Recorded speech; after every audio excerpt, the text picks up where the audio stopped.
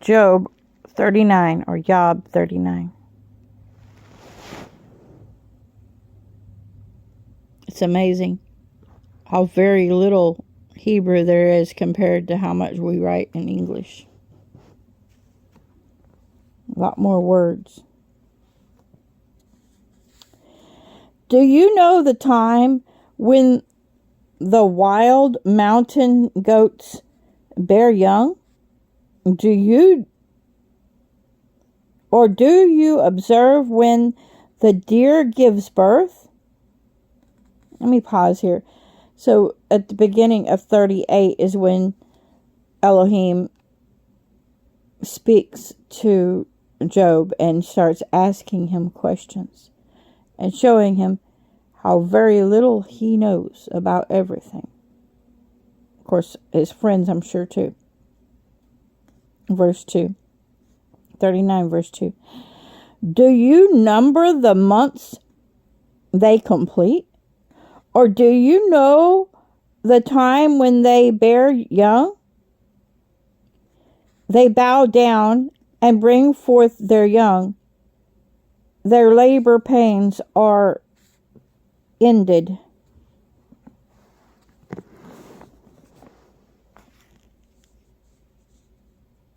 I do this in case you want to take a picture and read it for yourself.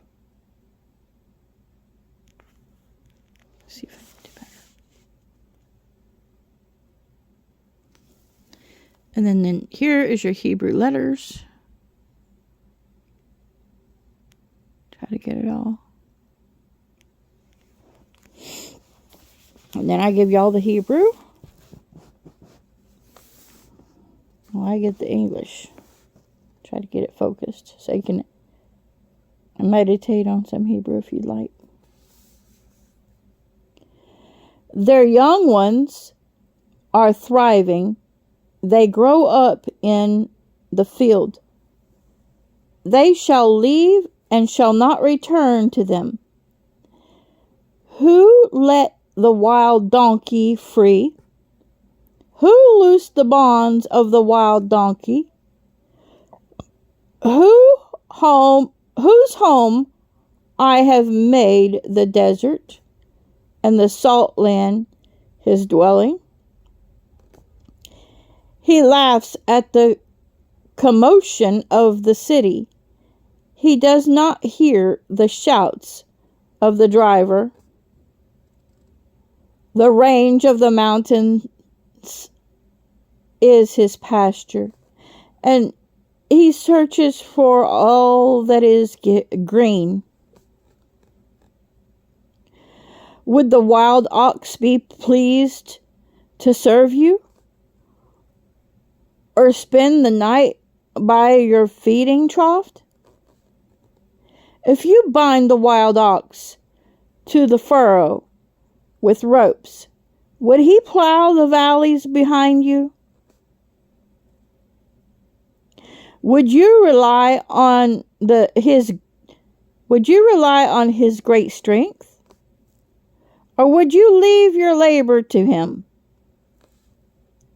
Would you trust him to bring home your grain and gather it into your threshing floor?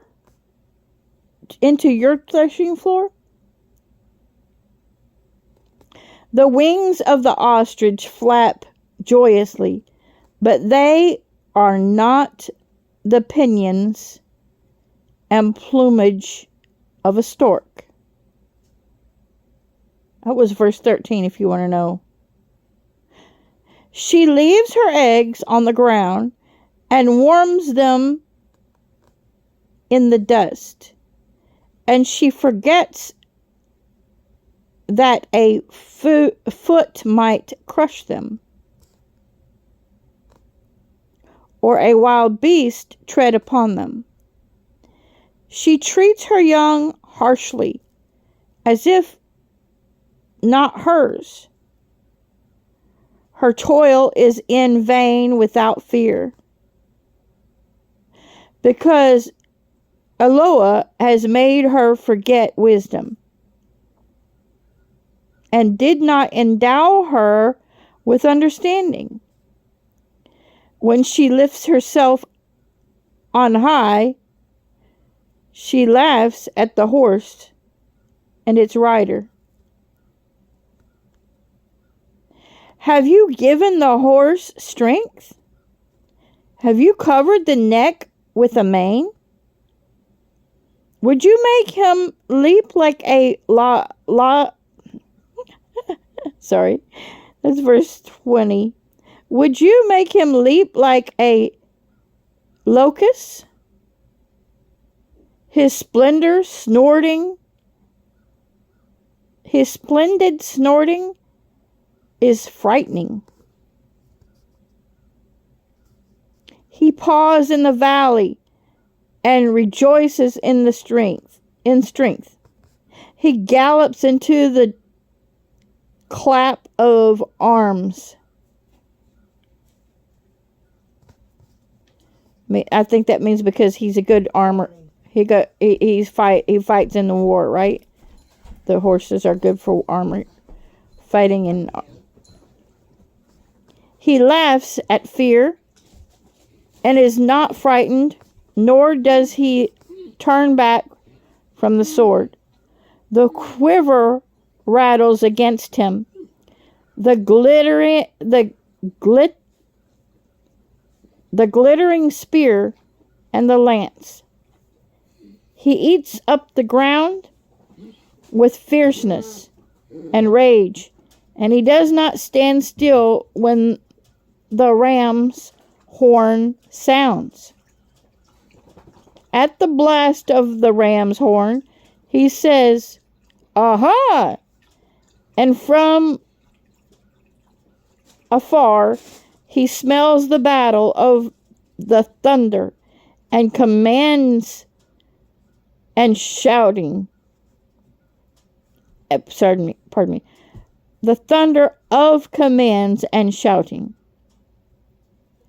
Does the hawk fly by your wisdom, spreading its wings toward the south?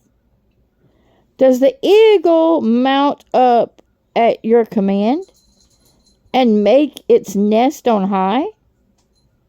It dwells on the rock and lodges on the crag of the rock and the stronghold. From there, it searches out the prey. Its eyes see it from afar, and the young ones suck up blood.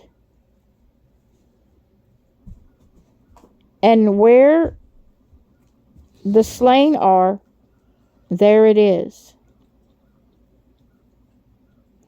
So it's comparing an eagle like a vulture. And I've heard that said before.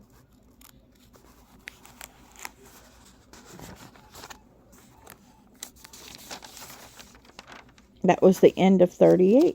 God bless.